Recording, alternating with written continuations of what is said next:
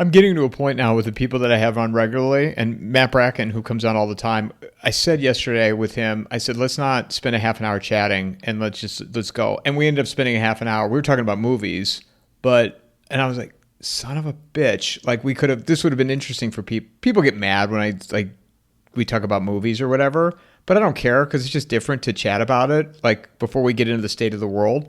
Yeah. And we were talking offline for 2 minutes just now, and I said, all right, I want to grab this because we were talking about censorship and AdSense and the revenue streams in which like certain how people get paid, and it's all about the eyeballs. And you said you were starting to tell me the story about you had 2 articles pulled. Yeah. So, Google has AdSense. It's one of the oldest and arguably one of the few ad networks that actually produces advertising that isn't how to make your dick bigger. If you have belly fat, 27 doctors say do this before you go to bed tonight. Which is, I mean, that's all complete garbage. Right? That anyone actually pays to put that stuff on someone's page. I mean, it's all over Fox News's page. Okay, so obviously somebody is paying, right? But how much? I mean, what do you get paid, right? I mean, that's, 15 cents. Yeah, that means a lot. So AdSense is historically been one of the better options in terms of publishers that have stuff on the web. Now their payouts and such have gone down dramatically over the last few years. And part of the reason for this is that they have decided that anything that goes against whatever the narrative of the day is that they back, you cannot say. And if you do, they will restrict that particular component, that particular article, whatever have you, from advertising. And obviously, if you get too many of those, you're at the risk of them saying, up yours and throwing you off the program entirely. All right, much like YouTube does with content strikes. So, and of course, they own YouTube.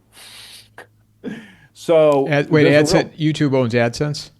Google owns YouTube. Yeah, right. But does Google own AdSense in too?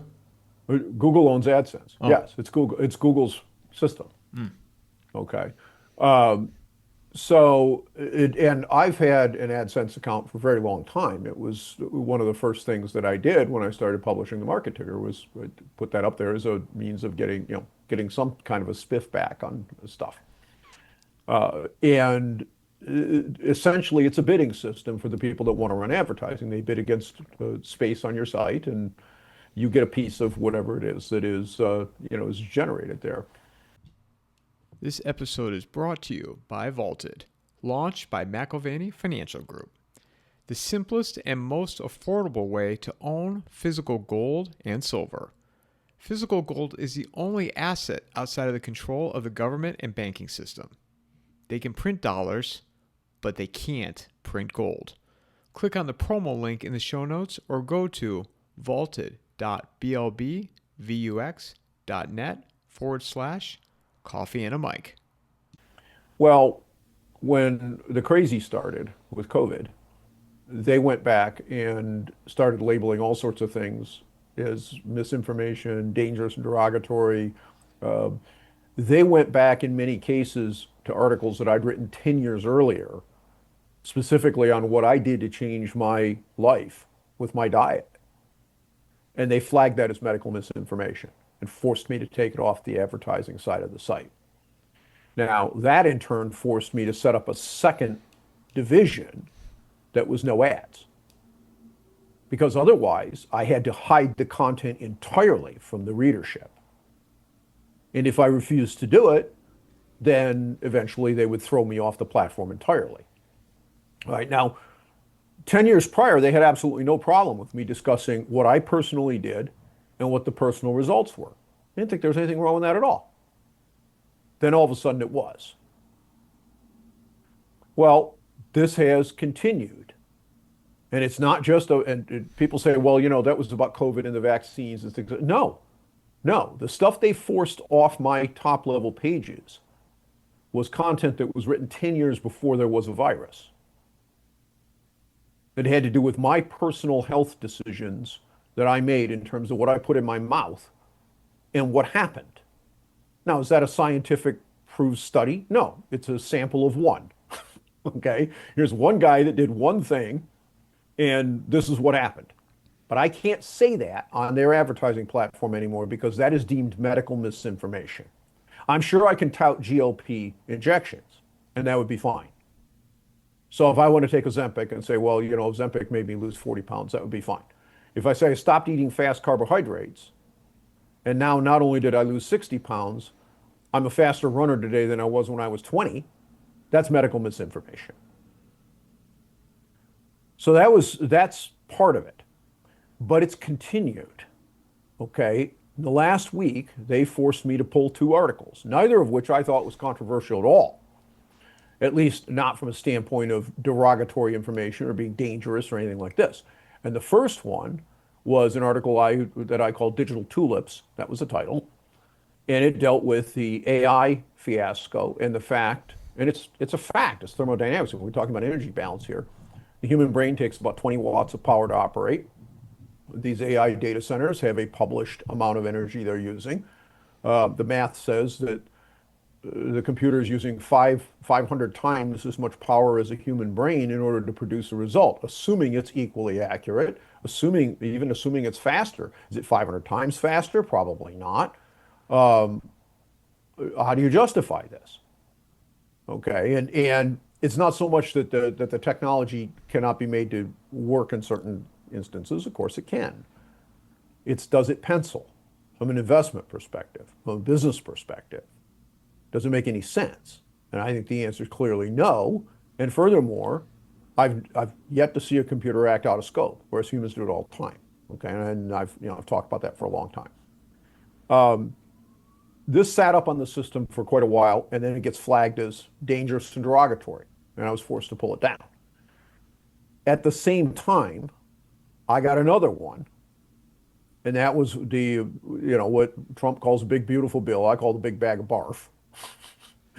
And one of the things in there, though, is work requirements for SNAP and Medicaid. Okay, if you're able-bodied, you're not disabled, you don't have young dependents, you have to put in 20 hours of work a week doing something to better yourself, whether you're working, whether you're doing civic kinds of things, whether you're going to school. You have to do something that provides some benefit to society in exchange for these welfare benefits. And everybody and their brother on the left has been screaming about this, that it's going to kill people. Oh, you're slaughtering babies, da da da da da. The same old song and dance, right, that we've all heard over the years.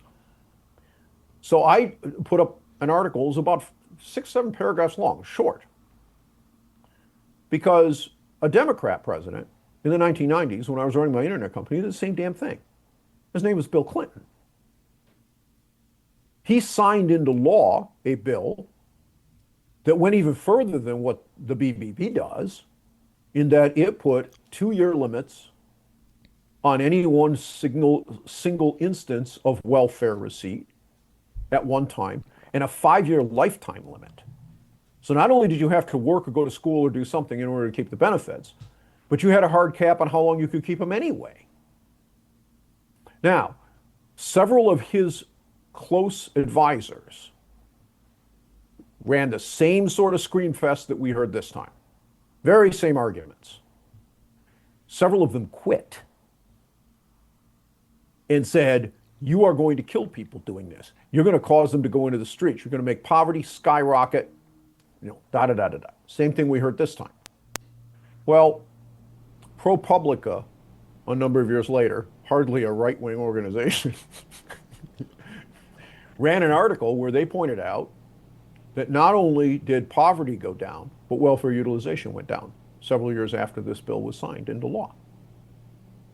Now, by any standard you care to use, if you make a change of that sort and poverty and welfare utilization both decline, what you did was good on a statistically valid basis for society as a whole.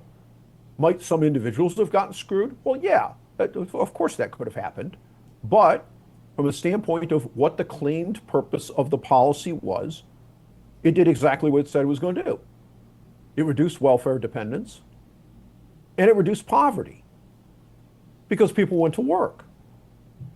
So it did 2 good things, which And that was all I said. I didn't go any further. I didn't throw any bombs, anything else. I just said, look, this has been done before. This is when it was done. This is who did it. And here is the link to the article from several years later pointing out that these were the results from a left-leaning source, news source. That was flagged as dangerous and derogatory, and I was forced to take it off the advertising. So why do you think, I mean, obviously, you know, you weren't prepared for it to get pulled, but why the AI? Because I've been having this, I've been asking myself this question, and my friend Matt Brack and I were talking about this a little bit yesterday. Because the censorship, I mean, not only is it not going away, but it's going to come back in some way, shape, or form. Well, it's getting worse. But I'm able to get away with things right now that I'm like I couldn't get away with at the end of last year, that I got pulled for, I got a strike or whatnot. Right. So my thought is, you know, what are they going to be focusing on? Because remember, it was election integrity at one point. It was the virus. It was the solution to the virus. Michael, it's whatever it is that somebody that is yanking the money strings within the organization, presumably within the advertising groups, that do not want you to bring up. They do not want that debate and discussion to be had. But why AI though right now? Well, because everybody and their damn brother thinks it's the salvation of mankind in the corporate world. It's not. It's shit. It's expensive shit. And furthermore, these data centers, not only do we not have the power budget to be able to run these things tend to use these data centers are using evaporative cooling for the most part.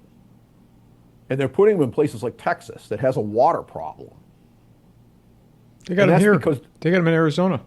Yeah, well, they're cheap cocksuckers, and that's the reason they're using evaporative cooling, because when you evaporate water, it takes a great deal of energy in order to do that, to turn water into water vapor, okay? The more environmentally conscious way of doing this is to use the water, obviously treated with, with chemicals so that it doesn't damage the piping or whatever have you. Rather than using evaporative cooling, use radiator, water to air exchange, like your car does, okay? We don't put 5 gallons of water in our car when we go for a 100-mile drive because it gets evaporated off to cool the engine. We could, but we don't because it's stupidly wasteful. Never mind the fact that now you got to fill your water tank up at the same time you fill up your gas tank, okay? But I mean, if you think about it, that's how steam engines work, right? Could they cool the steam back down and put it back into the boiler? Of course they could. But they didn't. All right, well, they're doing the same thing here. Why? Because it costs less, but it's screwing everybody else. Fresh water is, in some parts of the country, it's not a big deal, but in others, it's a serious resource problem. Texas, Arizona, what are these people doing? Nevada, the whole Southwest. Everything west of the Mississippi. If you really get down to it. I mean, until you get out to the Sierra Nevadas and such. But yeah, and even there, even California. Colorado, would you put Colorado in that group? Oh, absolutely. There was a point in time that I was looking at living there, at moving there, and Colorado has serious water problems. If you buy land out there without understanding water rights, you're likely to end up in a situation where you literally can't have enough of a well to take a shower. Yeah, I wasn't sure with the Rockies and what have you, because you hear different perspectives of like people are like, well, no, Colorado doesn't have a problem. They got the Aspens and the Rockies and the Colorado, everything west of the Mississippi. So Utah is part of that as well? Oh, absolutely. Oh, absolutely. Yeah. Everything west of the Mississippi. I mean, everything east of the Mississippi is more or less, we're in a rain plain. Okay. I mean, it gets rained on all the time. Right. And there's a lot of you have a lot of rivers. There's really no shortage of water that can be made potable for a reasonable expense. But west of the Mississippi, it's high plains and high desert. I mean, that's the terrain.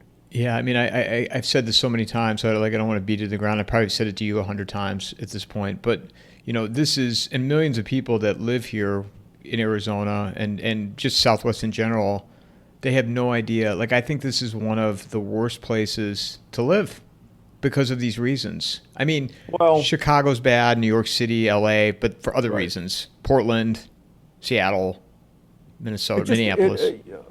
it's just the carrying capacity of the land without artificial intervention. Okay, that's all it really is. I mean, can we solve some of these problems with technology? Of course. At what price? Okay, now all of a sudden you say, well, I'm going to stick a data center out here. I'm going to use the water budget of 50,000 homes in order to run a room full of computers. What are you, out of your effing mind? So, so they flag you for that, and then, well, before we talk about the second part, how relevant do you think AI is in terms of again, I hear all these things. Some people will say to me, "Oh, it's here, it's here, it's here, it's impacting our economy." I'm not really buying Well, into the whole Terminator thing, like the AI is going to take over and robots, and you've heard all this. yeah. Well, the basic problem is that AI, it's artificial, but it's not intelligent. I've never seen a single example in my lifetime of a computer that has acted out of scope. Humans do it all the time. Uh, a computer cannot operate a motor vehicle today unattended We on a have them here. safe, We have those Waymo cars out here. okay, in a restricted area, in a restricted set of conditions. Yeah. Okay, go ahead, get the Waymo Motel to take you skiing in Colorado. Yeah, I wonder about that. I don't. It can't be. Well, Well, because I wonder. I'm like, there's no way these things are in Cleveland and there's a snowstorm. you know what? With 20 hours of supervised operation, the average 16-year-old kid manages to operate a motor vehicle and with better than 99% of the time getting where he or she is going without any kind of an incident at all. And four nines or any kind of an injury incident. Now, this is somebody that has a whole 20 hours of supervision ahead of time. Okay, and then you have people like myself that have been operating motor vehicles for 40 years and have never smashed one. Now, that doesn't mean I can't have an accident tomorrow. I could. But it means that thus far, with over 1 million miles under my odometers, no wrecks. Now, I do that using 20 watts of mental power, and 99% of it is not being used to operate the car. So you're going to tell me that you're going to put computers out there that draw terawatts of electricity in order to do something that every 16-year-old kid with 20 hours of instruction manages to do competently? And this somehow makes sense? I mean, are there cases where it does? Sure. What if I am incapable because I can't see? I can't drive anymore because I can't see. All right. Um, yeah, okay, I get that. But at what price and who pays the price? And you have all these companies that today are at absolutely outrageous valuations. This is exactly like the late 1990s. They're all claiming that the GDP of the world is going to go up by a factor of 10 in order to be able to afford this crap. It is never going to happen. How long before the market realizes this and all this crashes back to earth? I have no idea. But this is all being driven by stupid monetary policy decisions that have been made for the last 15 years. And Trump, along with everybody else, is screaming for even more of it. And I think this stuff that's been going on the last week or so, fire the BLS lady, right? And then on top of that, scream at Powell some more, right? Enough bullshit aimed in that direction that one of the Fed governors actually said, "Fuck you, I'm going to go teach. I actually can go do my job and go home and enjoy a beer at the end of the day rather than put up with your shit." And the reality is that the federal government is running a 7% fiscal deficit. Okay, that means that the amount of money that goes into the system every year is being increased 7% rate, compounded at present, by the federal government. So if you give the federal government $100 of your money to use, and you do not get back at least $107, you got fucked. And the current short-term interest rates are 4, which means you get back $104. So everybody that's getting less than 7 got fucked. Now, who is doing the fucking? Well, the government. And oh, by the way, the bank that's charging you 25 on your credit card. Okay. I mean, but here's the thing. Even if you're not lending them the money, you're still getting fucked. Because where is that? If I can borrow money at a negative real rate of return, whose ass is that coming out of? It's coming out of someone's.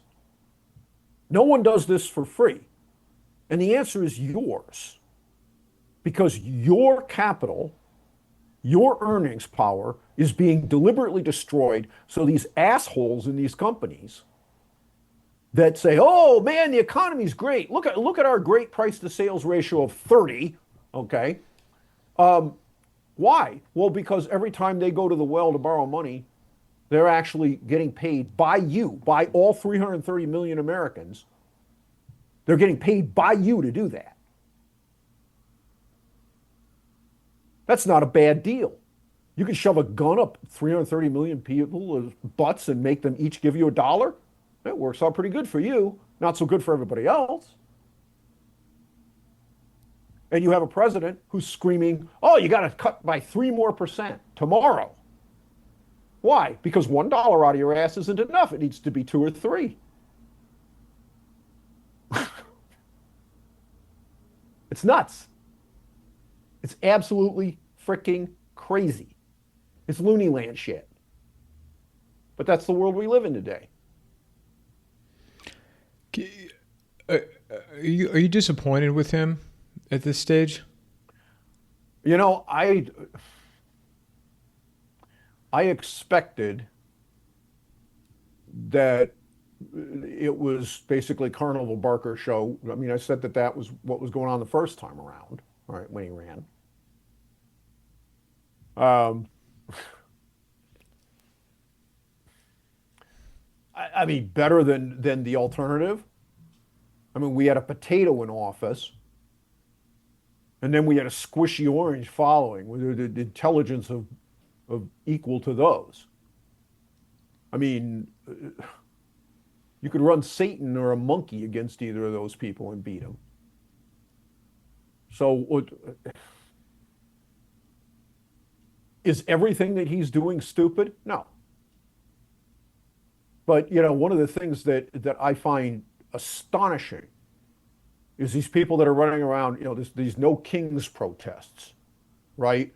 And people calling him E.T., Emperor Trump. Okay, excuse me, which president tried to needle rape every single person in this country? Was something that, by the way, now we know on the science, if you were under 30, you're 500 times more likely to be injured by that shit than by the virus itself. That data is now out there.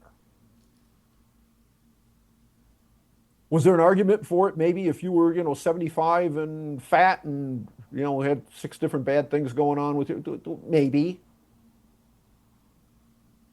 Because the stratification was extreme with this particular disease.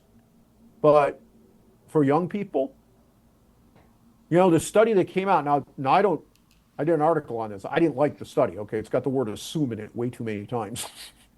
Not supposed to have that in something that you're calculating. They calculated that only about 2,000 people under the age of 30 were actually prevented from dying by taking those shots across the entire globe. Not just in the United States, across the globe.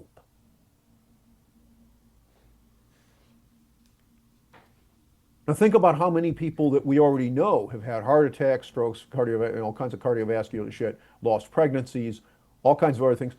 Now let's add in the cancer, which, by the way, we don't have any way to quantify at this point. We know it's wildly elevated, but we don't know when it's going to level off and come back down. Will it at all? Until they're all dead? I don't know. So how many people did they screw in order to save one life? Well, that ratio was wildly negative for people that are young. And I warned that this was likely to be the case because we knew about the risk stratification in early 2020. You give me something that can't help me, I'm an idiot to take it, because all drugs have risk. It doesn't matter how small. We had a president who literally attempted to force every single person in this country to stick a needle in their arm. And Trump is a dictator? If Trump's a dictator, I want all those other people hanged right now, the National Mall at high noon. Every one of them.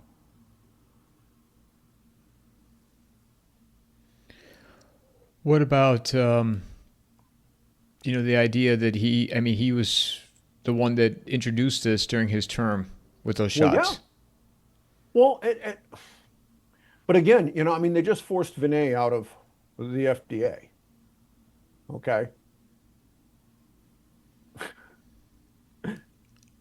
And he was somebody that Trump put in. He was someone who was highly critical of the interventions during COVID.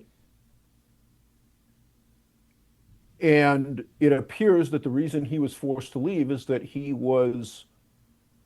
took a factually true position within the FDA that you cannot approve drugs based on surrogate endpoints. In other words, if you have a drug for Alzheimer's disease, unless you can show that the persons who take it that have Alzheimer's live longer or improve their cognition, or both, you can't have an approval. The fact that there are fewer plaques detected in someone's brain does not actually show that it works to stop Alzheimer's, because you haven't established that the plaques are the cause. The plaques may be the result of the Alzheimer's. And if they are, you can make them all go away and it won't do a damn thing. Now, his position was, you can't do that in drug studies. You can't use that kind of surrogate marker. He's right. He's objectively right. And he's gone. I had a lot of bad things. There's a lot of things I disagree with the guy about. But on that point, he's absolutely correct. That's just basic logic. The entire process of getting something approved should be better, faster, or cheaper. It's got to do at least one of the three.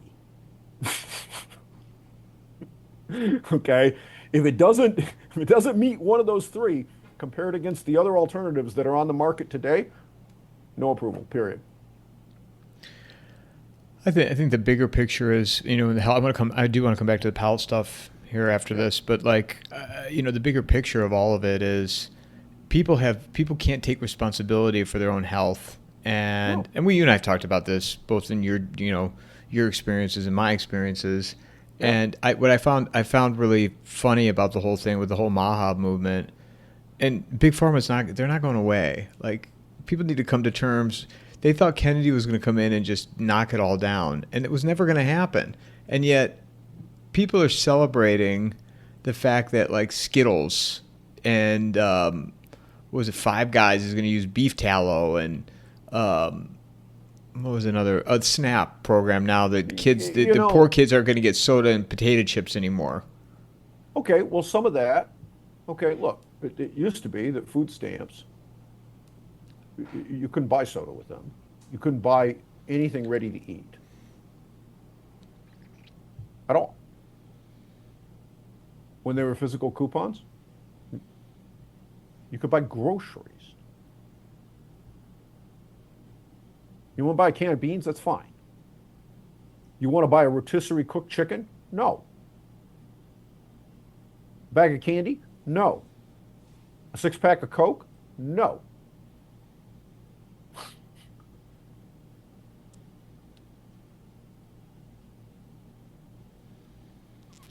But also Where with do that, we, oh, good. where do we get the idea that I mean, look, people say, well, what do you do about the people that don't have, they don't know how to cook and everything. What, a $50 microwave oven isn't good enough? Right. Give all these people that claim they have nothing to cook in a $50 microwave oven. That's literally what they cost. They used to be expensive. They're not anymore.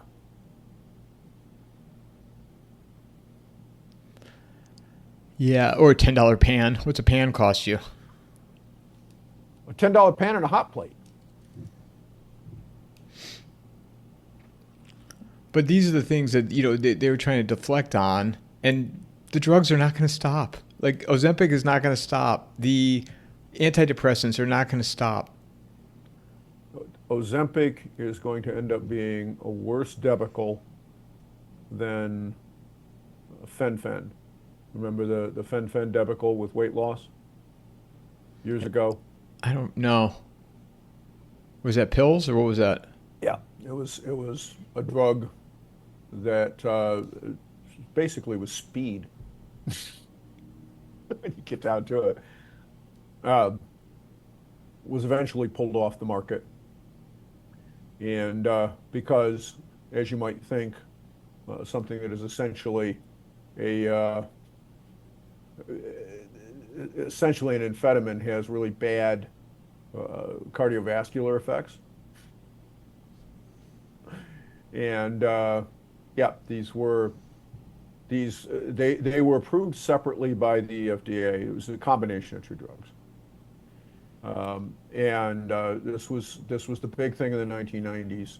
The problem is that it, like amphetamine, like pretty much any amphetamine, causes both heart valve damage and a really nasty thing called pulmonary hypertension. This is a very insidious form of high blood pressure because it's not in your arm, it's not measurable with a cuff. It's in the pulmonary arteries in your chest. And as you probably know, your heart pumps blood through the lungs, then it comes back out of the lungs, goes into the heart, and then goes to the rest of the body. Okay. Well, this is the primary pulmonary hypertension is hypertension in that loop within your circulation. It is not detectable with non-invasive testing because those arteries are not accessible. They're in your chest. And it causes severe damage and will eventually kill you. And it did. You think the Ozempic, when it's all said and done, is going to have that type of fallout? Yeah. Yeah. Because, yes, it does lead to weight loss. No question. But guess what? A large part of it is not fat. A lot of the weight loss is in both bone and muscle. So if you're a woman and you're 40 years old and you're taking this to lose weight, 20 years from now, you're going to have a horrible osteoporosis problem. No way to fix it because the bone density loss is permanent. Not a damn thing you can do about it. I met a girl who's in her upper 20s that's on it. It's this stuff. I mean, I understand where people are trying to come from with this, but look, this is not genetic. The obesity problem in general. Every animal on the planet knows how to regulate its food intake. The leptin hormonal system is what does that. It is the reason you do not see 50-pound squirrels. Okay. Even though, in some cases, the squirrels have shitloads of nuts. Okay. They stash them. They don't chew them all at once. That's because every animal on the planet knows how to regulate this if you don't poison it. And it's what we're taking in that's poisoning that mechanism. And if you stop, it comes back and it still works. I'm proof of it. I didn't make any attempt to regulate my caloric intake or count calories at all. I didn't count anything. You simply don't eat if you're not hungry. If you change what you eat, you're not hungry. You don't eat. When your weight gets down to the point that is appropriate, you're hungry again. You eat more. It balances itself automatically. What people don't understand is that in order to consciously regulate your weight within 3 pounds a year, you would have to be able to regulate the amount of food you take in on a daily basis to within 1 potato chip or 1 bite of steak or egg. 1 bite. You cannot possibly do that consciously. There is no way. And yet your body knows how to do it all by itself. Always has. It's the same thing with your blood pressure. It's the same thing with your respiration.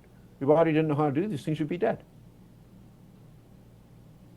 You wouldn't survive 10 minutes if your body didn't know how to manage its oxygen and CO2 balance.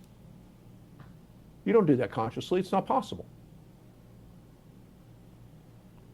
Your breathing reflex is driven by extremely tiny shifts in the acidity of your blood, which in turn is caused by the amount of dissolved carbon dioxide.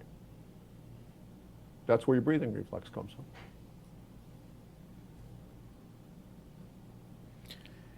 And the kids today, the stuff that they're being fed, that their parents are feeding them, and where they're taking them, and it's the idea. You know, I saw it. I was on the road for 5.5 weeks, man. I'd stop at these places to, use the bathroom or whatever, and yeah, it's all garbage, just garbage. Dunkin' Donuts and Starbucks and oh yeah, and and look at all these companies that are making billions of dollars, publicly traded firms. You go into Starbucks, get one of these lattes, it's got 1,500 freaking calories in it. Panera Bread. Panera Bread's another one. Panera's the same way. Yeah. And I tried to dump this weight before I figured out what was going on. The way that they all tell you to do it, right? Exercise more, eat less, right? So, all right, so I'm going to get on my bicycles when I lived in Northwest Florida. And I'll get on my bicycle. I'm going to ride over the Mid-Bay Bridge. It's a pretty strenuous ride because it's one of these kinds of bridges. It's not flat. All right, and go over there, and on the other side, I'm going to go to lunch, and I'm going to have a soup and a half sandwich at Panera, which, you'd think it's vegetable soup, and we're talking about like a tuna fish half sandwich, okay? I mean, it should all be good stuff, right? Not much only calories, whatever have you. No, we're going to have water. We're not going to drink sugar and soda. 10 pounds with extreme levels of effort, and as soon as I backed off it all, it came back immediately. Repeatedly.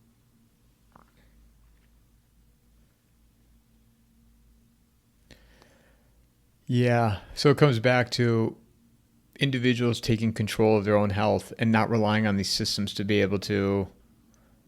Well, we've become such a government-dependent country. Yeah, but Michael, it's also that you can't talk to people about this anymore because if I say this kind of a thing in an advertising-supported format, I get ban-hammered. Because they want you relying on the system. Yeah. And the thing is, I'm wondering how long it's going to be before they go after Garmin. Okay, because this little thing right here, absolutely. If you set up a baseline in your overnight HRV and then you change something in what you eat, this thing will tell you absolutely whether or not it screws with your metabolism or not. And it is absolutely individual to you, and it cannot be, you can't challenge it. It is what it is. And it is 100% accurate. It is sensitive enough that if I have one alcoholic beverage, I can determine that. Just one. If somebody puts seed oil, they cook something at a restaurant in soybean oil and I don't know about, I'll get hammered that night. And I know that the only thing that I ate, supposedly, was steak and steamed broccoli. Well, except No. Okay.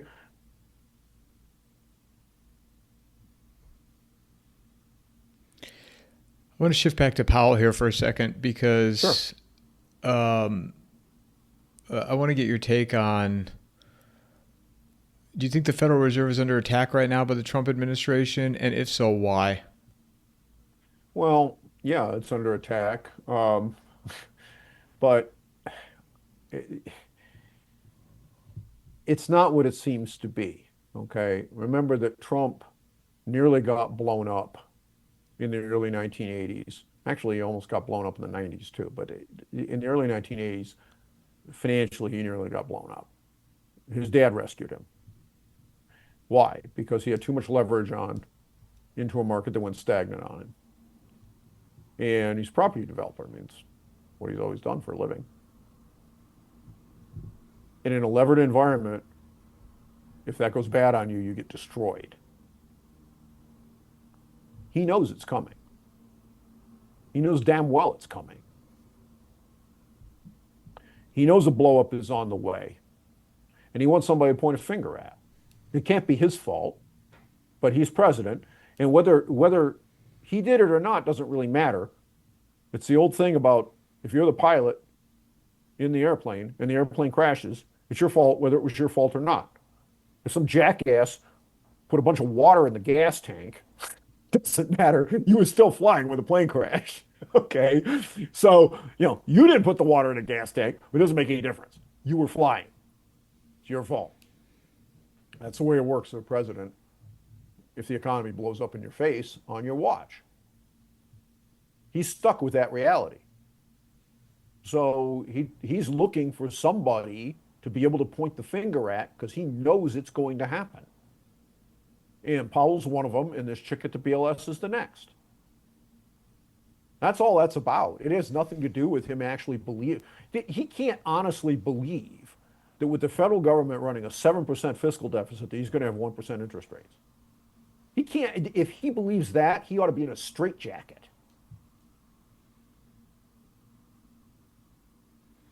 I mean, could you pull something like that during the middle of COVID when you just basically made 25 million people lose their jobs because you forced them all closed as a government?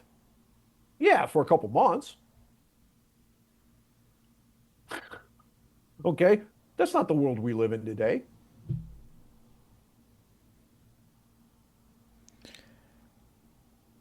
So you think it's inevitable where this is going? Oh yeah, and here's the thing, all this screaming. I said something really stupid.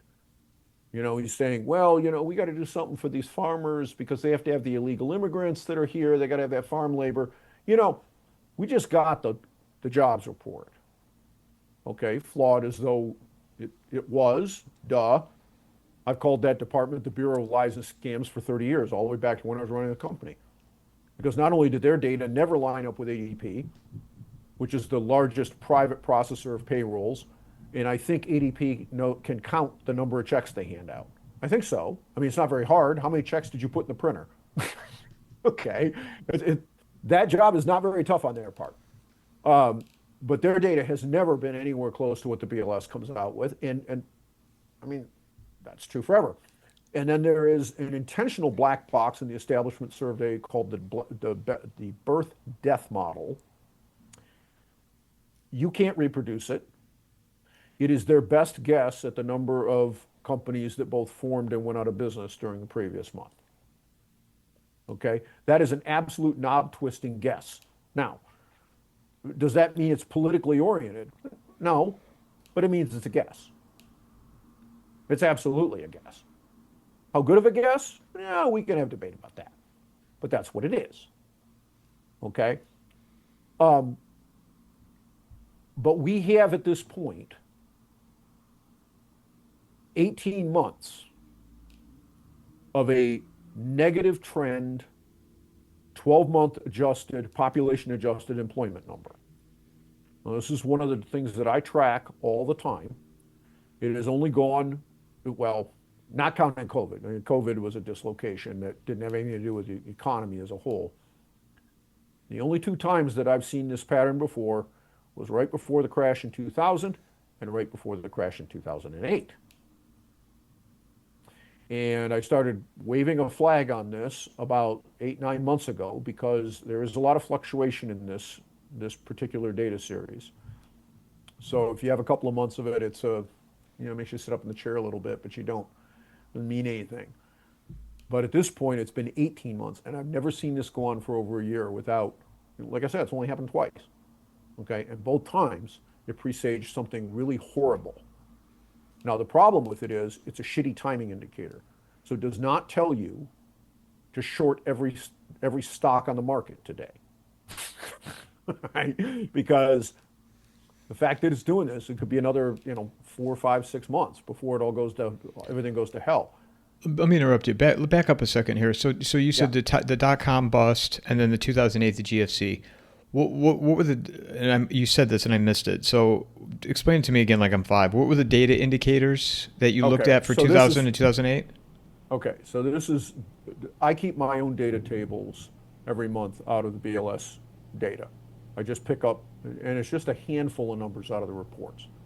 They have there's a table in there called A1, which is a few pages back from the front of the report. And it has in it the unadjusted household survey numbers. Just the counts, no seasonal adjustments. I use that on a 12-month basis, and the reason I don't use the seasonal adjustments is because the last time I checked, Christmas comes at the same time every year. So if I'm looking at year-over-year comparisons, December is the same as December. So there's no reason to use seasonal adjustments. This takes one of the knob-twisting possibilities out of the calculation, which is important. What I do is I take the 12-month, so from this last one was July, right? This July minus last July for employed, minus the increase or decrease, minus the change, the delta, in the non-institutional working age population. So if we put 3 million people into the economy in the last 12 months, the definition of non-institutional working age population is 16 or older, not in an institution. Okay, so that means not in jail and not in a nursing home. All right. If you take those two, if you adjust the employed number for the change in the working age population, you now know what the actual health of the economy is. And over the last 12 months, on that adjusted basis, we have lost 3 million jobs.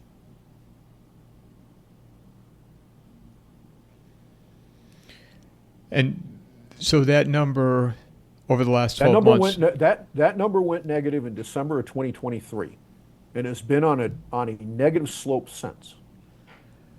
So what you're saying is, and correct me if I'm misinterpreting, we've had those types of numbers in 2000, 2008, but it never exceeded 12 months before a crash. And now we're 18 plus months. No, I'm saying that when it gets past 12, it doesn't tell you when the crash is going to come, but you really ought to start paying attention at about 6. When did it crash at 2000, 2008? At the 12-month mark, roughly? Well, I'd have to go back and look at exactly when it went negative, but I started making a stink about it in the early to mid part of 2007. So we're beyond the road has far exceeded 2000 and 2008 at this point. No, it's about in the same place. Oh, just the blow up hasn't happened yet. Right. But when you get past 6 months, you start paying attention. When you get past 12, the red flag's up. Okay, now if you remember in 2008, Bear Stearns blew up in February, and Ben Bernanke and everybody else were running around saying, oh, it's going to be okay, subprime's contained, it's no big deal, nothing awful is going to happen. We had 2 hedge funds that had failed in 2007 in the summer, late summer, in August. This indicator had been on a very negative sign. Bear Stearns blew up. Everything's fine, everything's fine. 6 months later, it all went to shit. And nobody went to jail for any of that either. No, but the thing is that, that you have softness in the internals in the economy. We just got an ISM report, services report, that was quite soft as well. Now it's not under 50, barely, but that was a miss. Okay, these are uncorrelated data sets. They're run by different people. And they're all saying there's a problem. And the basic issue here, everyone wants to, you got people, they want to blame tariffs because, Trump did tariffs, right? So let's blame the Trump guy. No, the problem is that we've been running a 7% fiscal deficit with 4% rates. We're paying people to borrow, we're blowing a huge bubble, and the problem with doing that is well illustrated by what happened yesterday. I wanted a steak. And I didn't feel like going to a steakhouse and paying $75 for it, or $60 or whatever it was. So I went down to Kroger and I bought one steak because I got a grill out back. One steak was $20. One steak, uncooked. That was a $10 steak a year and a half ago. It was a $20 steak. Now it was very good. I brought it home, I grilled it, and I ate it. Well, what happens when people can't pay the power bill? What happens when people can't pay for the steak? What happens when people can't pay the rent? All of this, these negative real rates, this money gets stolen out of your ability to pay $1 at a time. And everyone wants to come up with some new insurance scheme to try to cover this. Oh, the world's going to end because the temporary change in Obamacare reimbursement rates that Biden put in place, Trump didn't renew it. Therefore, it's Trump's fault. Well, wait a minute. It was never passed as a permanent change. Why? Because the CBO would have thrown up all over it when they tried to pass this bill in the first place. So it was explicitly done as a temporary thing. But it's Trump's fault, even though it was Biden who passed it originally, and Biden's Congress, on those terms, okay? But that money comes out of your pocket. It wasn't all that long ago. All right, granted, right at, first part 2000s, I bought a fully loaded Chevy Suburban. Every option you could get on the truck. The LT series, leather, all power, all the towing package, everything else, just under 40 grand. That's a $110,000 truck today. I have friends that they do well financially, and they can't grasp. I don't want to say they can't, but they don't understand the magnitude of where a massive amount of people are right now. And I say it I probably told you this last time too, but when I was driving around for 5.5 weeks, I saw it. Yeah. I was in several states and just saw how middle class America has just been completely decimated. And people say, well, Trump, the inflation's better. I said, I don't know about you, but my groceries aren't cheaper. You know what? Eating out, not to cut you off, but eating out, and because I never eat out when I'm home in Arizona. Even when I meet up with friends, I'll eat before, and then I go down and sit with them and get a cup of coffee or something. Because what I ate out so much over those 5.5 weeks, and I paid up. Carl, I was paying, so I'm a carnivore guy, right? So I would get a burger, no bun, extra patty. Sometimes I do some fried mushrooms or onions or whatever, but and then a side of bacon. It was, depending on where it was at, $24, $26. Yeah. For hamburger. 2 patties and bacon. For hamburger. I was going to get some wings. There's a couple of times I did have wings because I felt, worst case, I get the fat and the protein. I stay away from the seed oils too, but in this case I had them. Well, one place I went to, I didn't do it. 6 wings. It was in State College, Pennsylvania. $16 for 6. Yeah. I look around here and the traffic levels are way down. And the guys that bought all the cabins during the crazy, they're in trouble. A lot of trouble. Okay. You paid $1 million for that thing, and you'd better be able to fill it with warm bodies and get your daily rate on it, or you're in deep crap. All right. Well, the foreclosures are starting in that area. There's all kinds of stuff on the market, but nothing's moving. And it's just simply that the price is too high. Okay. I would like to buy a 2500 series truck pickup right now, but I will not pay 100 grand for it. I won't.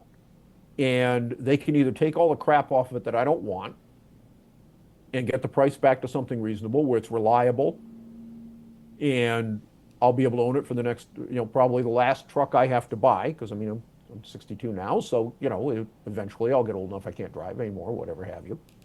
But if I can't have that, if I'm going to have something that in 5 years is going to blow up a $10,000 transmission, nope, no sale. Absolutely not. Yeah, I've been looking in the market for like a smaller SUV used, and some of the prices I'm finding on Craigslist, it's like 100,000 miles. I'm like, fuck that. I'm not paying that. I'm not paying it. Yeah. Like, I'll just wait. I mean, I don't need it today. I don't need it tomorrow. I don't need it next week. And the problem was, I just got a thing on a friend of mine texted me back in Ohio. It's a Chevy Equinox 2010. 2010. It's got, I don't know, it's 50,000 miles, and the guy's asking for 6,500. That seems high to me because the car's 15 years old. Well, Michael, I've got a 2015 Mazda with almost 300,000 on it in my garage. Doesn't burn any oil. It runs like it's brand new. Tell me why I would ever get rid of that car. It's almost 40 miles a gallon on the highway. Yeah. I mean, and it's a stick, which means worst case drive line, $1,500 for a clutch. Okay, I'd put an engine in that car before I'd buy anything that they make today. I'd buy an engine in a crate and swap it in my garage. I mean, mechanically, there's absolutely nothing wrong with it. Still looks good, drives great. What's not to like? Give me a reason to buy something newer, but there isn't one.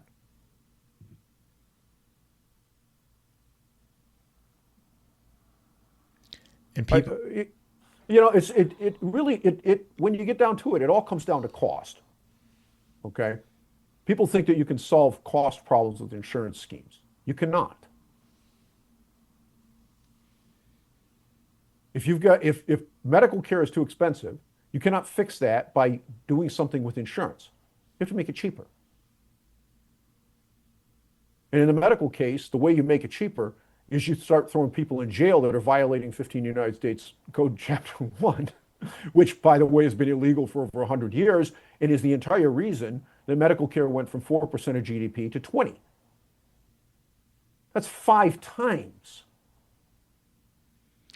but they're not interested in doing that. Same thing with rents. You said last time, if they really wanted to get rents down, start arresting the landlords that are harboring all these illegals.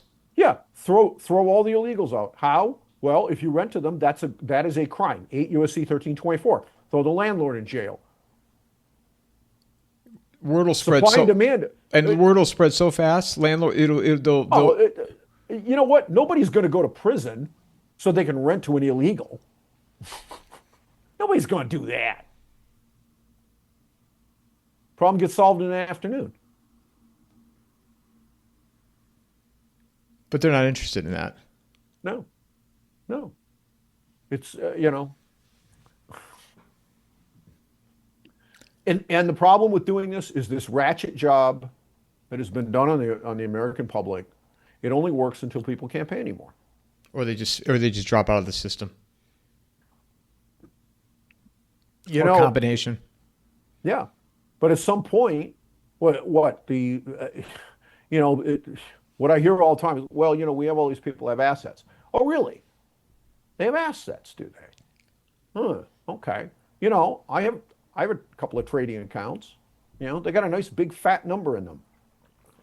If I own a whole crap ton of NVIDIA in there, and right now it's 178 and change, and I get up tomorrow morning, and all of a sudden that stock is worth $60.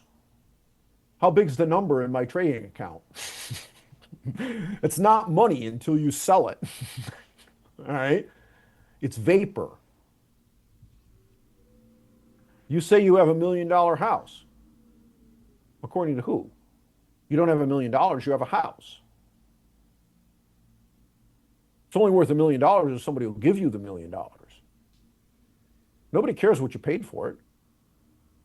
All that matters is what someone else will give you for it.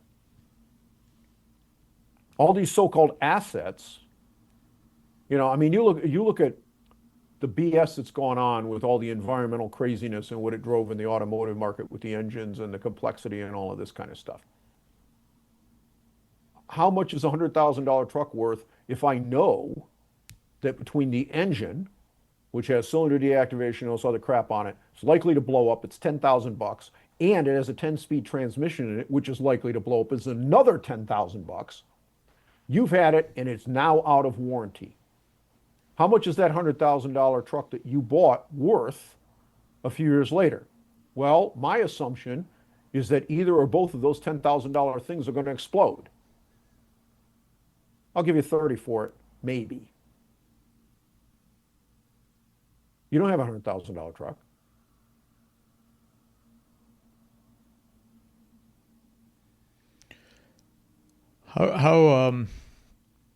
I have any car before I buy it, I'm gonna send it to you. You tell me what I should get.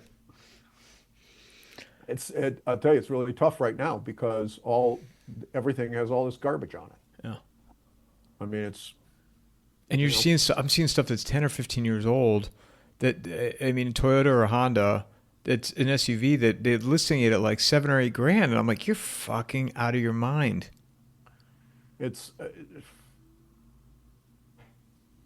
I don't.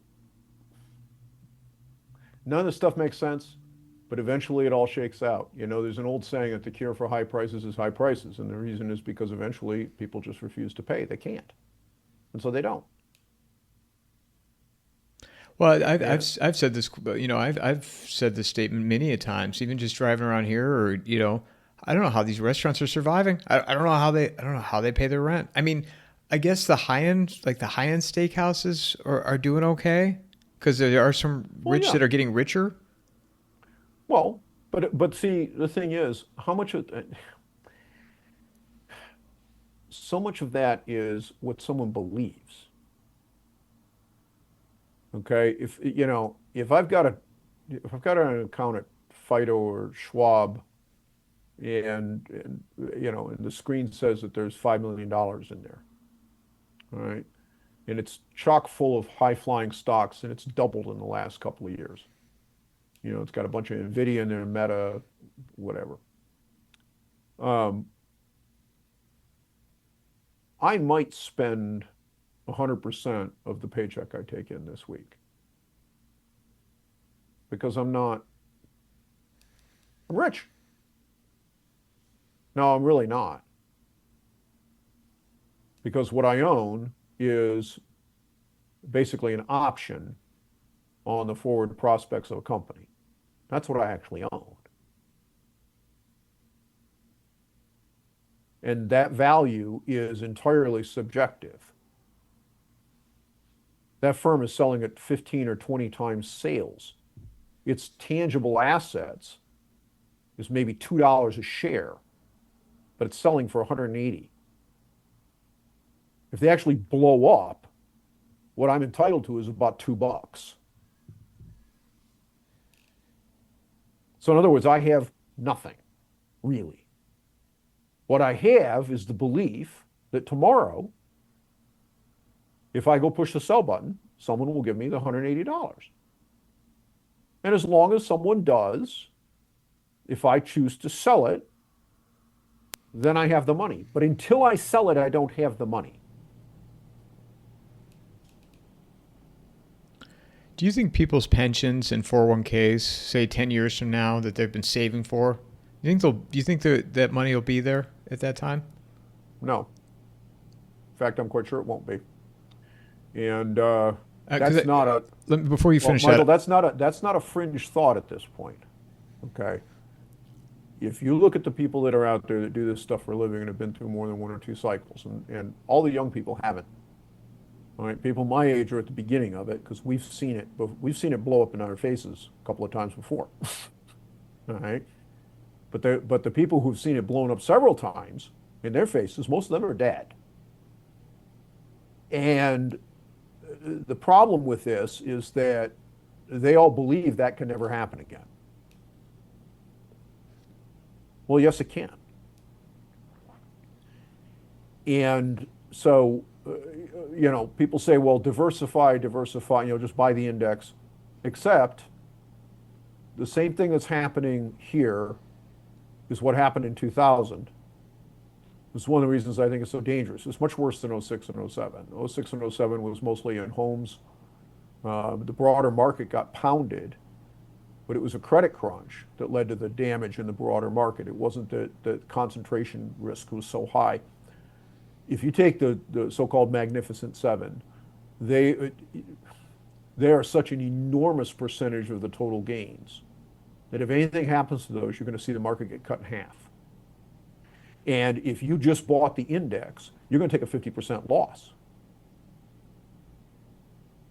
Now, how many people think that that would be okay if they're 60 years old or 62 or 65 or 67 or whatever, and they've got, $3 or $4 million, so they think, but it's not money. It's not cash. It's numbers on a sheet. And they've been spending all of their Social Security and all of their other assets, all of their income that they're getting, and then all of a sudden, it's not $3 million, it's 1.5.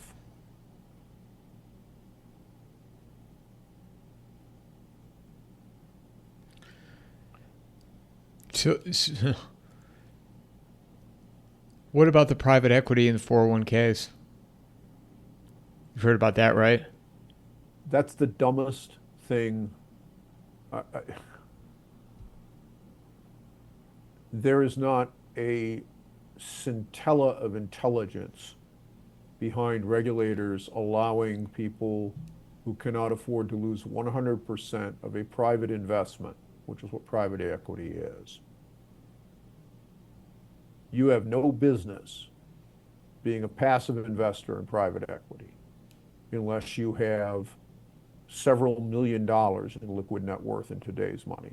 Now, it used to be that it was something like 150 or 200 a year in income or $1 million in liquid net worth, but that was 20 or 30 years ago. I don't know what the limits are now for being able to do unregistered securities. I just don't know. I'm sure they've changed. But the qualified investor limitation on private stock sales and things like this is there for very good reason. Because if you can't afford to lose every penny you put into there, you have absolutely no business doing it.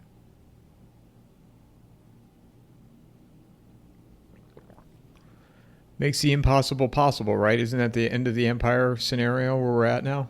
Things that you never would have thought might occur? I never would have, if you told me 5 years ago that these companies that have been around for 10 or 20 years, I mean, we're not talking about a firm that's just getting started. We really don't know what its sales prospects are on a forward basis and things like this, right? We do because the company doesn't have any kind of a track record. All right, you look at something like Palantir. Palantir just came out and reported earnings. They reported 16 cents. They're trading at 160. They report something like, that's like a 65-cent run rate over 12 months per year. They're trading $160. And then I looked at their sales, and their TTM sales is like 3 billion or something like that. Well, these guys are trading like 50 times sales. But this is not a new firm. Palantir's been around for a hell of a long time. What are these people smoking?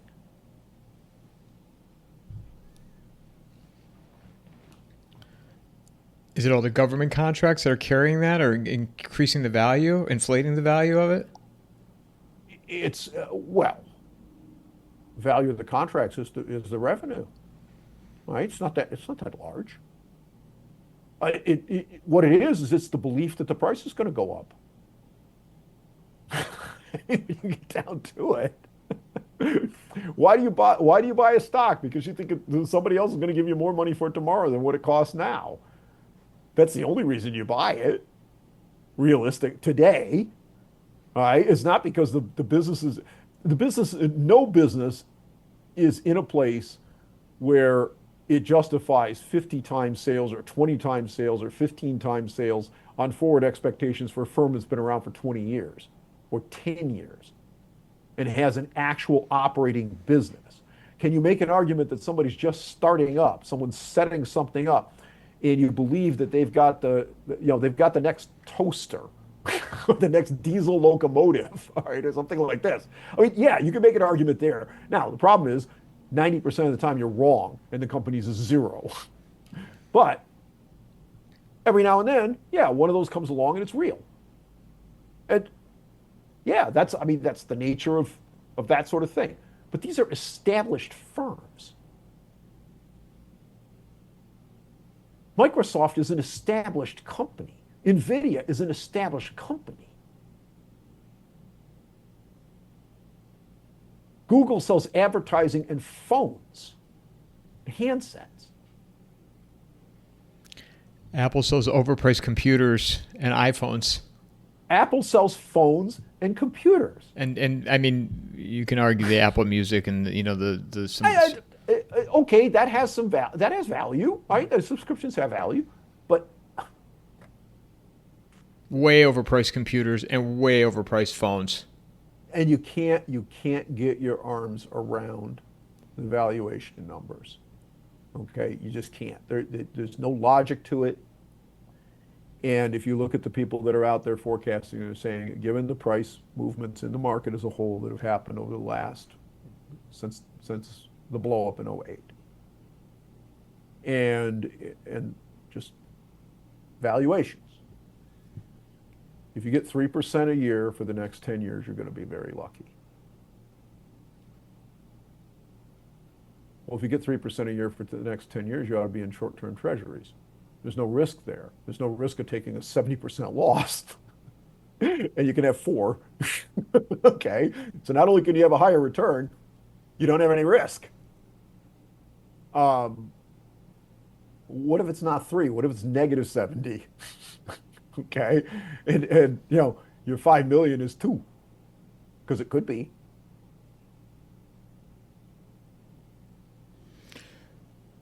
I want to talk to you about the submarine, Oh my God. We all live in a yellow submarine. Okay.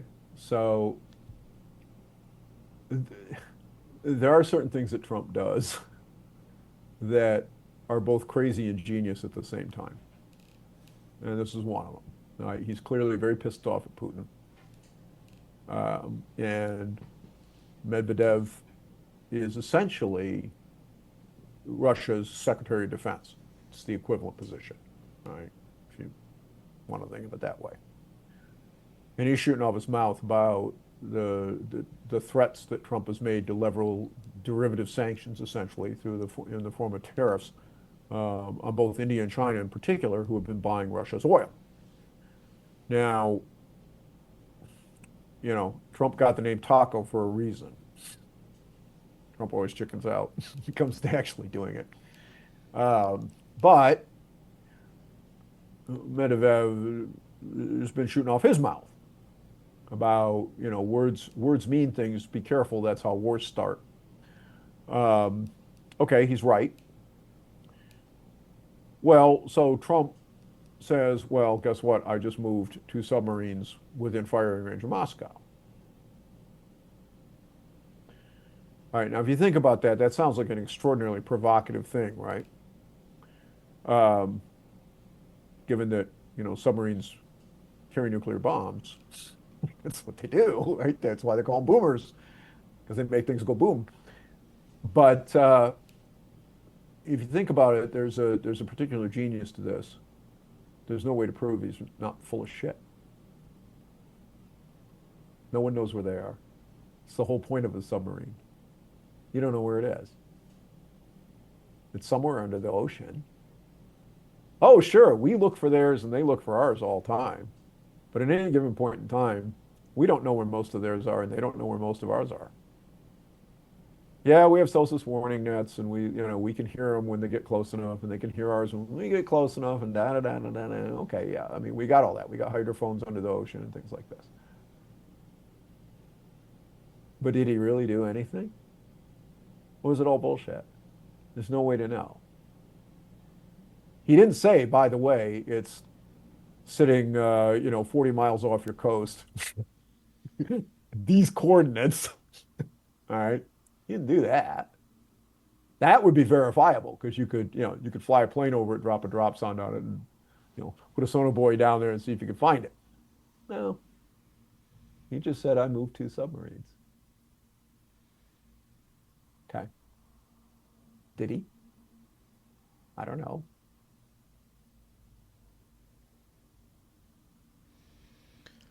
Now what happens with this?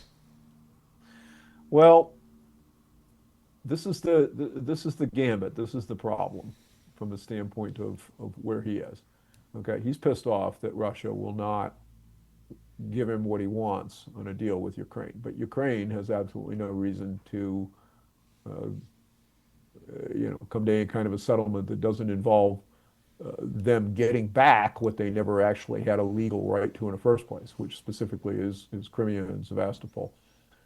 I mean, that's been Russian territory back before the United States existed. So all the people that want to kvetch about that, you can go screw yourself. I mean, we have the United States territory because we took it from the people who lived here beforehand. In the case of Crimea, it was actually bought, it was purchased. So it's kind of like saying, oh, by the way, Alaska isn't really America. Yes, it is. We bought it. Okay. So there doesn't appear to be a solution that the Ukrainians are willing to accept that walls that off, hives it off, and basically stops that bullshit. I just don't see it. I mean, the war's been going on for a while now, and neither party has been willing to compromise on that point. So what Trump has now said is, well, Russia, obviously, the way they finance their war effort and their economy in general is energy exports. And we laid sanctions on people. We blew up. In fact, the reason we got all the inflation during Biden's last few years and that we did all this is because we laid all these sanctions on people that had absolutely nothing to do with Putin and the war machine in Russia. And as a result, people stopped using the dollar as a intermediary currency for international trade, which I would do if I was in some other country too, because the risk of having my money seized in transit is very real. I can't control for it, and therefore I'm going to tell you to pay me in my currency instead of in dollars. Okay, and that's why the inflationary shock came, because that increase in international trade transactions was being absorbed almost entirely in dollar emissions, so we could run a federal deficit in the amount of that increase without it having an inflationary impact. And as soon as we started laying derivative sanctions on people related to the Ukraine war, all that went away, and it's never coming back. It's a permanent change in the economic reality of international trade in the world. So now Trump has said, if you buy Russian oil, we're going to lay tariffs on your country as a punitive measure for funding Russia's war effort against Ukraine. Well, is he really going to do that? Because the two buyers that are important are China and India. By the way, that's over 3 billion people between the two of them. That's a plurality of the population of the planet. Both of them consider Russian oil and gas resources to be important and worthwhile. Neither of them are going to live in straw huts and crap in the street, as they still do in parts of India, on a permanent basis because we're pissed off at Russia. Oh, by the way, the precursors for most of our pharmaceuticals and much of the pharmaceutical manufacturing that we consume in the United States comes from those two countries.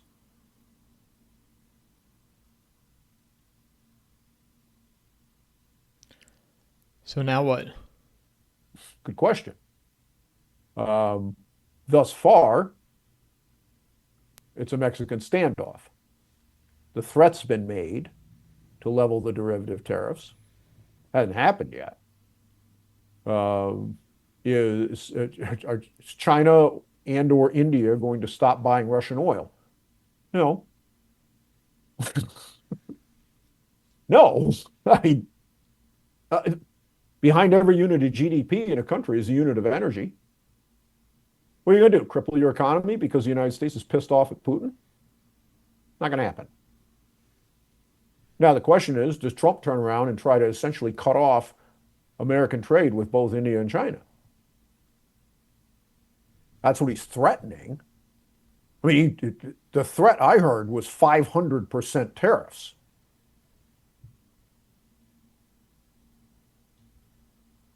That, for all intents and purposes, is an embargo. Which, by the way, legally he can do. And may I point out that there is a bipartisan bill floating through Congress right now. I think the Senate passed it. They're out of session right now. But it passed with strong bipartisan support to authorize up to 500% tariffs against Russia, against any country that buys Russian energy. So that's not even something that somebody could sue over and take to court and say, oh, Emperor Trump did that. It's bad. Orange man bad. Cheeto bad. Uh-uh. That may very likely within, as soon as Congress comes back in the first part of September, very likely to pass the other house and end up on his desk, which gives him explicit legislative authority to do it. Do you think this all ties into what we spent the first hour and 15 minutes talking about, where war is needed because of the debt bomb that's coming?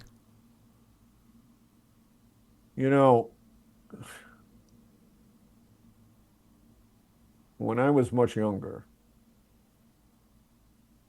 between bouts of chasing skirts and drinking beer and other adult prohibited beverages, because I wasn't old enough, and trying to run energy balance calculations to see how possible or impossible it was to actually create a warp drive. Yeah, I really did that kind of crap when I was a kid. There was an old saying that used to float around between myself and some of my egg-headed friends, which is that politicians have this way of liking war because it breaks things, which drives up the demand for goods and services to replace the things that got broken. And it reduces competition for jobs because it kills people.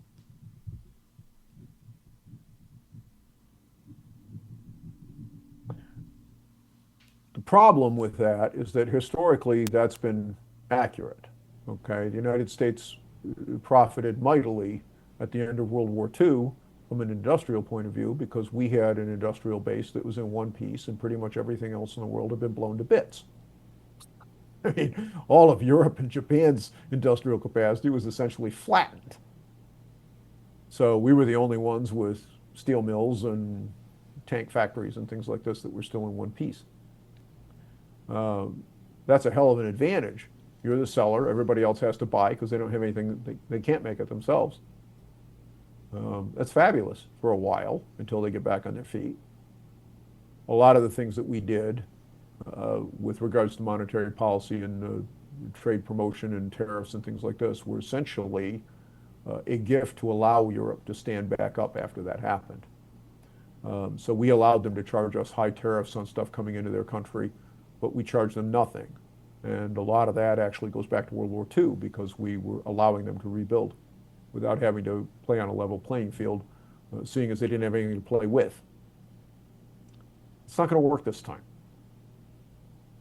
You start a war like that between peer nations, all of the peer nations at large scale today have nuclear weapons. All of them. India has nukes. China has nukes. We have nukes. Russia has nukes. Most of Europe has nukes.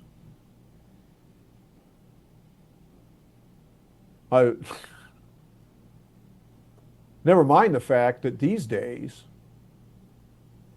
if I really want to screw with you, I'm not going to nuke your city.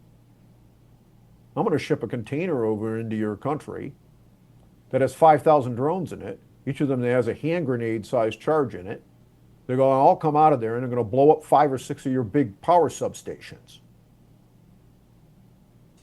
And there's not a damn thing you can do about it because there's 1,000 of them damn things in there and you can't possibly shoot them down. It's kind of like, you've seen the Star Trek movies, right? The last one in the Kelvin series, the last one that came out, where the swarm of little drone ship kind of things comes after the Enterprise. You can have all the weapons you want. There's 10,000 of the damn things. You can't shoot them all. Okay? They blow you up simply by virtue of the fact that, yeah, okay, everyone that you shoot, you kill. All right. They had 1,000 of them, you got 100. The other 900 get you. That's the world we live in today. Okay? I can build, I put up an article on my site I don't know, it was about a week ago. $50 time server for your network. Literally, $50 is what it costs. The GPS receiver that gets the time code, that is the integral part of that, is $10. Literally $10. Now I can buy from commercial sources today an inertial navigation unit for under 50. Those two things give me the ability to target a drone anywhere in the world. They're about the size, the two of them are about the size of this espresso shot glass. And therefore, for about $100, I have the brain and the navigation capability to make something that can go somewhere with a small charge and blow you up. Which means they're dirt cheap. And there's nothing you can do to stop anybody with a moderate amount of technical expertise from making as many of these things as they happen to have the few tens of thousands of dollars to make. They don't cost $1 million anymore to make high precision weapons. They cost a few $100s. Knowing all this, though, are they still attempting to do this, in your opinion, because of the financial implosion? I don't know what people are thinking about when it comes to trying to use war as a tool in this way. My suspicion is that if we wind up in a shooting conflict, we're going to regret it because we're massively behind when it comes to producing those things. Russia and Ukraine have been at it for a few years now. They've gotten pretty good at it. What about in the Middle China? East? Well, China has DJI, which makes essentially all the consumer's grade and size drones, and they've perfected those things. My daughter owns one. They're pretty damned impressive. How many of those could the Chinese manage to field with a hand grenade sized charge on them in the space of a couple of months? Probably 1 million. How do you defend against something like that? You can't. All right, so, I mean, the nature of war changes all the time. Okay, it always has. It used to be that if you had a tank, unless somebody could get close enough to shoot it with a bazooka or a javelin, it was a tank. Okay, it was fairly safe against people that would try to assault it. Now, not so much. And that's just the nature of conflict, is that people figure out more and better ways to do stuff like this, and all the old shit becomes obsolete really fast. We thought Hummers were great right up until we took them over into the Middle East in Iraq, and these guys realized that the floors of them were relatively easy to penetrate, and so they put homemade bombs in the road. And $100 worth of explosives was perfectly good to take out a Hummer with 8 dudes in it. And that vehicle was $250,000. Never mind the guys. So I mean, this is the nature of war, though. I I don't see how this benefits anybody. If they go there, I don't see them starting this as a way to try to, the broken window thing, right? We break all this stuff, then we're going to have to replace it. That's going to help, da, da, da, da. I just don't see that. I just don't see it. But I can see it spiraling out of control. Absolutely. Is this the most dangerous time in your life? You're a little older than me, so you've seen a little bit. You've seen more. Well, when I was a kid, How old are you, still were Carl? doing Do you mind saying how old you are? 62. Yeah. So you're Just turned a couple days. 15 years old. 15 years older than me. Happy birthday. Just turned a couple days ago. When I was a kid, we were still doing, in the schools, they were still doing duck and cover drills when I first started school. We did I those. didn't go on for very long. Huh? We were doing those for tornadoes. We had to go into the desk with our hands Well, behind our that was, neck. this was a little different. This was essentially the same idea, except you just got nuked by the Soviets. Oh. Okay. I mean, my middle school still had a, no longer used, but was still there, the signs up, civil defense shelter, fallout shelter in the basement. Now, I don't know if there were any supplies behind that door, but it was there.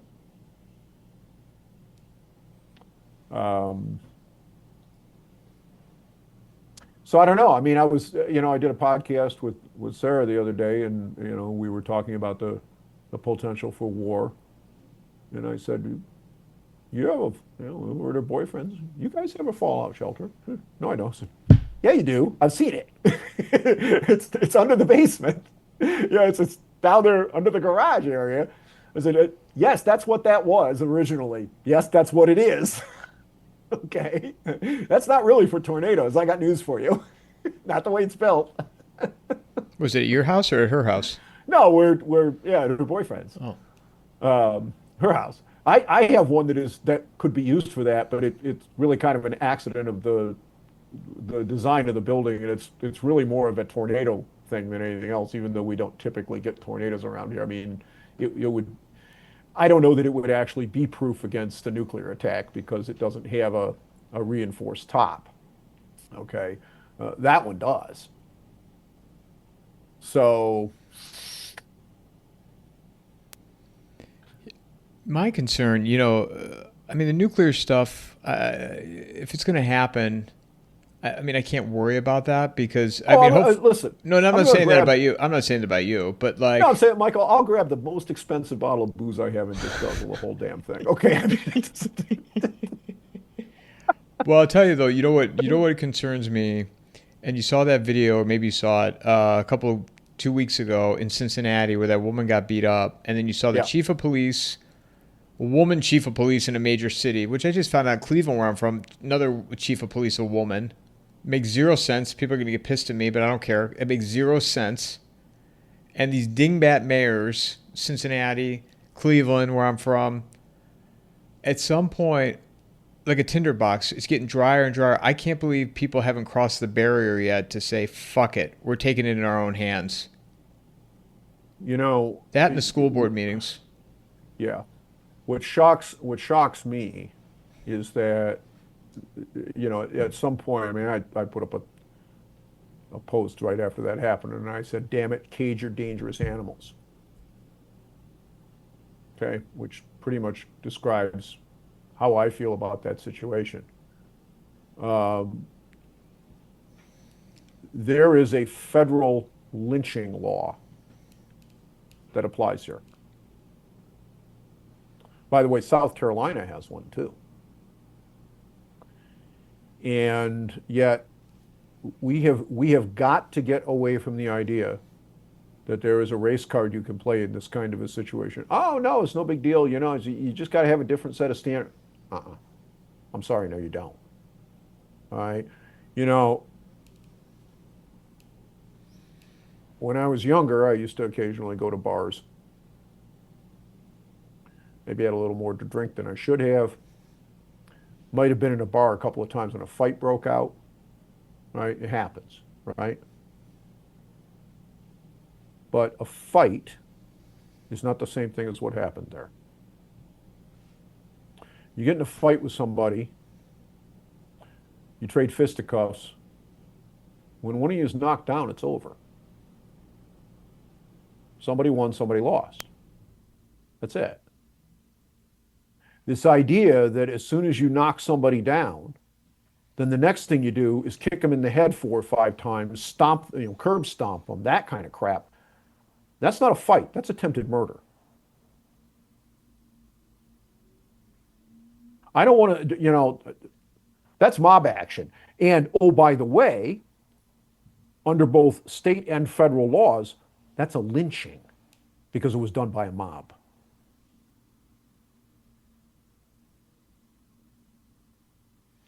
Aren't you surprised, though, that people haven't taken matters into their own hands? Well, the way I look at it is this. Either the police and the mayors and the governors and such can do their jobs and throw these animals in prison forever. None of this glad handing bullshit. Like this one guy had been bonded out on like a $400 bond or some stupid thing like this just recently. Okay. I mean, he had a rap sheet as long as his arm. Or, yeah. And by the way, it's not just the perpetrators that get this. It's all the government officials that won't do their jobs. They need to pay for it too. Personally. That's my concern, though. Not in the legal system. That at some point in these cities, every city this would apply to, people are going to be like, "Fuck it, I don't care anymore. I don't care what happens to me." Like these how many of these board meetings they were showing where literally they're cutting the mics off of these parents. And I never saw anybody that say, "Screw it, I'm just jumping for these people. I'm running right after them."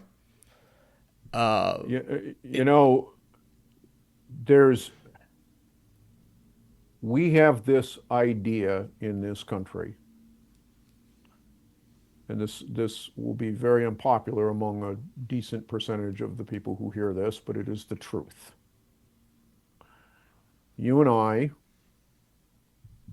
along with most of the other Anglo-Saxon descended people in this country, have a culture that has a very unique view of human life.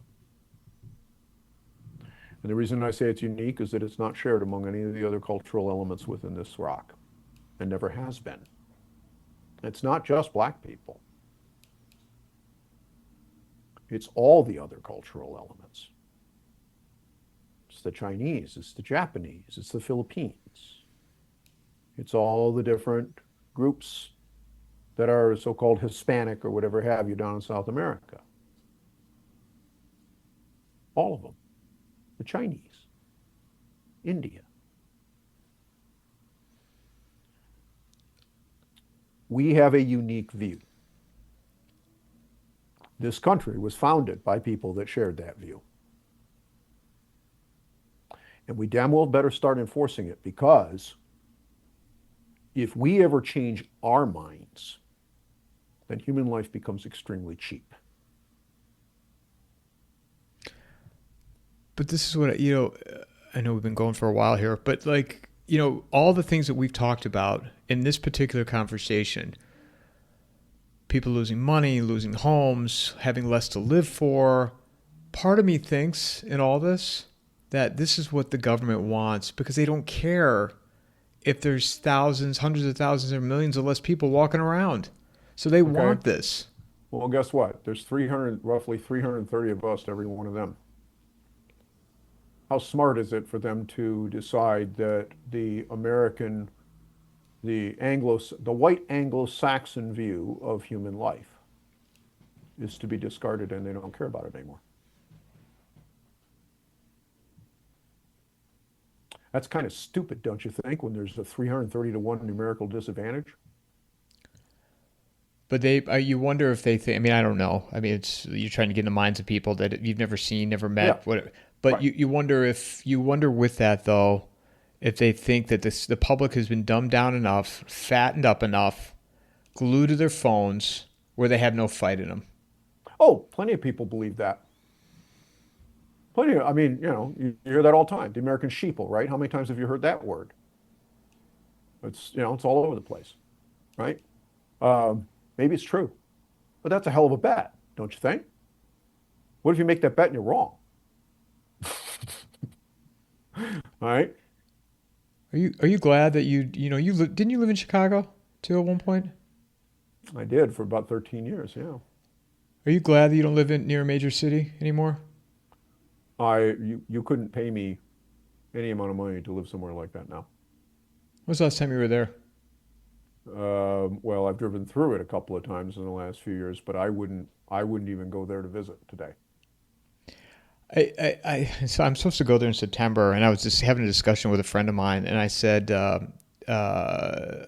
an event in downtown Chicago, and I said, I think I'm going to stay in Oak Brook because I've been to Oak Brook, and it's a suburb. It's 30 minutes away. I know where Oak Brook Okay, is, so sure. and I'm like, I don't know that I want to stay downtown. It's not like I'm out at night or anything anyway, but like, Part of the problem, so like every city had has always had, and probably always will have a ghetto. Okay, every city. But we got this idea that if you took the people out of the ghetto, that the ghetto would go away. That's not what happened. All you do is spread the ghetto in all the other places because it's a cultural problem. When they shut down Cabrini Green in the Chicago area, they dispersed all those people with Section 8 vouchers out all through the suburbs. And now you have the same problems in those suburbs. What they should have done instead is told all those people that were living at Cabrini Green, the first time you pull some of this shit, selling drugs, pulling guns, robbing people, raping, whatever. First time you're in the street, your welfare benefits are cut off, screw you, and you do it again, you're going to go to prison. And you're going to stay there and break rocks. And if you don't like it, that's too damn bad. Because only real consequences change behavior when somebody's a thug. And by the way, that applies to people in the government too. You tell them, oh, I demand you stop stealing from everybody. Or what? What are you going to do about it? Well, I'm gonna make a lot of noise. Well, that's nice. Hand over more money. Okay. I mean, stop it or die. That has a way of working. So does stop it or go to jail. By the way, the more wealthy you are, the more jail sucks. For the guy who's homeless, jail might actually be an upgrade. All right. so what would you do? You stay in the suburbs or you stay in the city if you're going to be there for 2 nights? Because my instinct tells, huh? Well, it depends on where. Okay. I mean, part of the problem is that, where and because I used to be, my answer used to be in the downtown core, I wouldn't be worried about it. It's not true anymore. I mean, I stay at the Fairmont, right in the north end of Grant Park. Beautiful place. I wouldn't have had any, or the Palmer House. I wouldn't have had any problem with being in either one of those places. Or at the Intercontinental up Mag Mile. I don't know that I'd be willing to stay in any of them today. I looked at the Palmer House actually. So in that little corridor is where I was looking downtown. Yeah. Yeah, and the Fairmont's right across, right at Prudential Plaza, right off 2 Pro. But you would. I'm sorry. Go ahead. I don't know that. I mean, if you're not going to leave the building after dark, okay, then it's probably all right. I don't know that that's such a good answer. I mean, you're going to pay through the nose to stay in those places. Bring money. It was expensive before. I bet it's probably stupid now. Yeah, I think I'll just stay in Oak Brook and just Uber down for my meeting and then just Uber back. Maybe I'll leave an hour or two early and walk around downtown for a little bit during the day and get a slice of deep dish somewhere. So I said I could do it, but I think the Billy Goat is worth going into if it's still around. I think it is. It's a legend. I think it still exists downtown. I don't know. It's been a while. Yeah. Where can people find you, Carl? Market-ticker.org. As always, I enjoy our conversations, and I know it won't be that long before we talk again. I'm sure we'll come up with something, you know. It's not like there's a shortage of news events, right? Yeah, God only knows. God only knows by the end of today, the end of the week, and the end of this month where we're going to be at. I don't know. I, I smell it coming, and I think Taco knows too. I think Taco or Cheeto. I think he knows it's coming and it's coming soon, and that's why he's flailing around like this. I don't think this is just simply misdirection. He just wants somebody to point the finger at when it all goes to shit and say, "I told you so" in advance. Well, if he senses that, I mean, you're talking like months. I mean, imminent. No, well, I mean, look, the fall is historically people come back from vacation and think about what's really going on. Um, but in terms of the prospects on a forward basis, to have something go to hell sometime between now and say, April, May of next year is horrible from an electoral point of view, right? I mean, that's his worst nightmare is to have major economic dislocation go on coming into the election. That's not good. Right. Hmm. So, yeah. Well, there'll be more conversations in between, so we'll follow along and see where it goes. You bet. Thanks, Carl. Take care. Mic drop.